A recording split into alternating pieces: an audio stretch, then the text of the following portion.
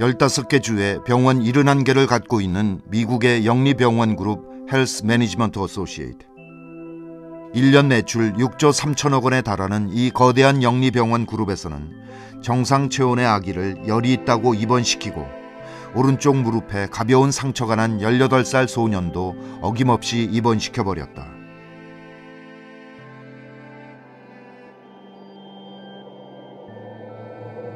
모두 비싼 입원비를 받아내려는 행태로 보이는데 내부 고발자들의 증언에 따르면 의사들은 응급실을 찾은 환자의 20% 이상을, 특히 65세 이상 노인의 50% 이상을 입원시키라는 지침을 받았다고 한다. 목표량을 채우지 못하거나 지시를 거부하면 가차없이 해고당했다는 것. 이 병원은 지금 다른 대형 영리병원 그룹들과 함께 당국의 조사를 받고 있다.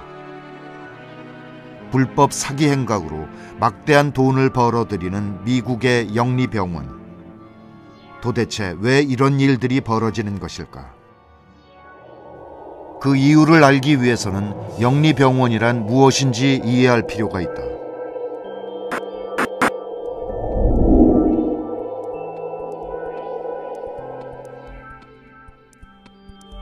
보통 병원은 국공립병원과 민간병원으로 나뉘고 민간병원은 다시 비영리병원과 영리병원으로 나뉜다. 이 중에서 영리병원은 일반 기업체와 마찬가지로 이윤을 내는 게 목표이다. 주식회사이기 때문에 외부 투자도 받고 수익이 나면 투자자가 이익금을 가져갈 수도 있다. 이 때문에 미국 대형 영리병원의 최대 주주는 대부분 월스트리트의 사모펀드들이다. 돈을 굴려 돈을 버는 게 직업이다 보니 환자의 건강은 뒷전일 수밖에 없다. 미국의 영리병원이 물불을 가리지 않고 돈벌이에 나서게 된 것은 이렇듯 돈을 쫓는 사업가들이 병원 경영을 주도하기 때문이다. 미국의 의료비가 오늘날과 같이 비싸진 것은 이렇듯 수익을 최우선으로 생각하는 영리병원을 허용 발전시켰기 때문이고, 다른 한편으로는 선진국 중에서 유일하게 전국민 건강보험이 없기 때문이다. 그렇다면 우리나라는 어떠한가? 우리나라는 전 국민이 의무적으로 가입하는 국민건강보험이 있고 병원은 법에 따라 비영리로 운영되도록 규정돼 왔다.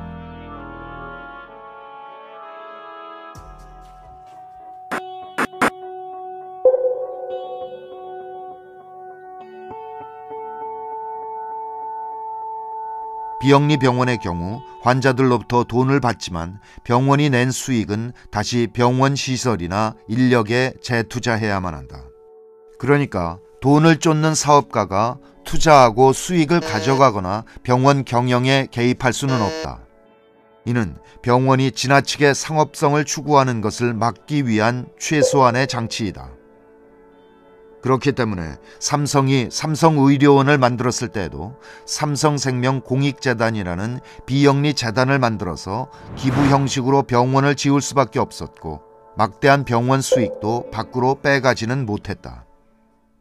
하지만 병원으로 장사를 하고 싶었던 재벌들은 그동안 끈질기게 영리병원 허용을 요구해왔다.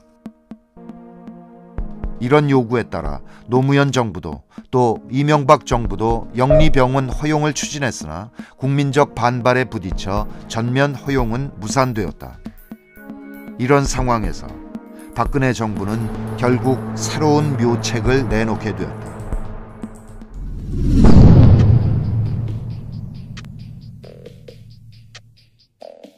정부는 지난 12월 4차 투자 활성화 대책을 발표, 조만간 병원의 영리자회사 설립을 허용할 것이라고 밝혔다. 각종 부대 사업을 할 수 있는 자회사를 허용해 병원에게 돈을 벌게 해준다는 것. 영리병원에 대한 반대 여론이 거세니까 병원은 비영리로 그대로 두되 자회사만 일반 영리기업처럼 운영하게 한다는 것이다. 정부에서는 돈 버는 일은 자회사가 하기 때문에 의사들은 병원 매출에 구애받지 않고 소신껏 진료할 수 있을 것이라고 말한다. 만약 허용되는 부대 사업이 진료와 무관하다면, 그러니까 과거처럼 병원 주차장, 장례식장, 식당 같은 사업이라면 그럴 수도 있겠다. 하지만 이번 대책에는 의약품, 의료기기 등 환자의 몸과 관련된 모든 분야가 부대 사업으로 허용된다.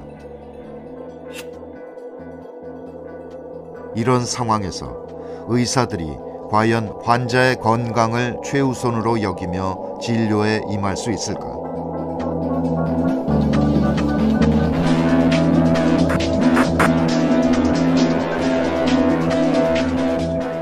영리자회사가 허용되면 그동안 병원에 눈독을 들이던 투자자들은 드디어 자회사를 만들어 투자도 하고 수익도 가져갈 수 있게 된다.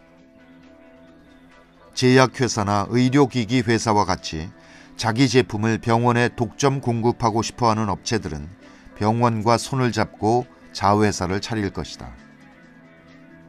그리고 자회사의 수익을 높이기 위해 병원은 의사들에게 자회사 제품과 서비스를 판매하라고 시킬 것이다. 의사들은 자회사가 만드는 비싼 약, 건강보조식품, 스파 치료, 기능성 화장품, 의료용품들을 팔기 위해 애를 쓸 것이다.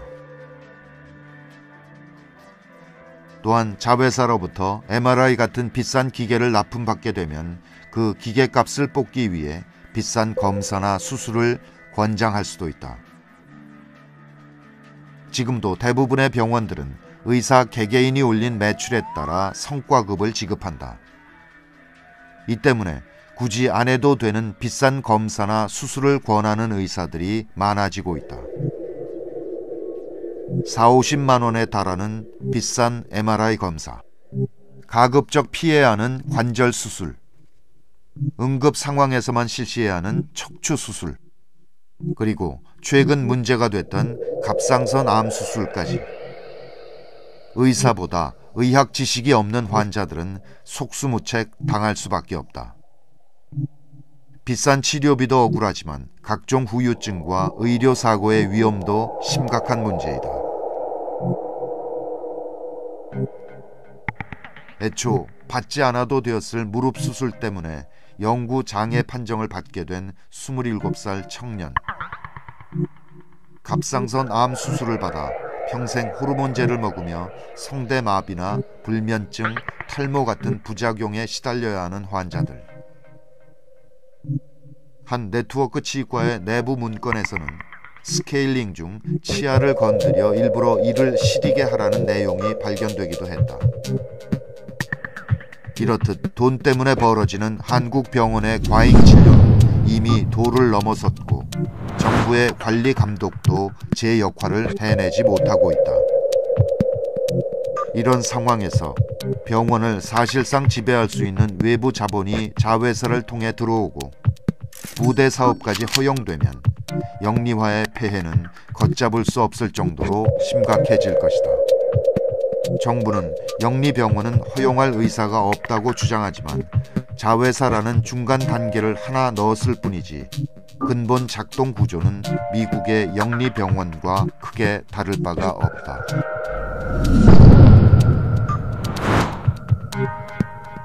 사실상 영리병원을 허용함으로써 환자가 부담해야 하는 각종 치료비와 부대 비용이 오르면 국민건강보험이 보장해주는 비율은 점점 떨어질 수밖에 없다.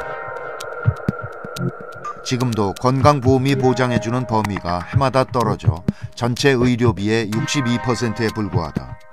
앞으로 보장률이 더 떨어진다면 건강보험에 대한 불만은 더욱 높아질 것이고 급기야 건강보험 의무 가입을 폐지하자는 목소리가 더 커질 수 있다. 이렇게 되면 민간 보험사들만 쾌재를 부르게 된다. 민간 보험을 찾는 사람들은 점점 많아지고 아쉬울 게 없는 보험사들은 차츰차츰 혜택을 줄이면서 보험료는 인상시킬 것이다. 가난하고 병든 사람들은 이제 보험 가입조차 점점 힘들어질 것이다. 보험에 들 수 없어 병원 근처에도 가지 못하는 미국인들의 처지. 그게 결코 남의 일이 아닐 수도 있다는 얘기다.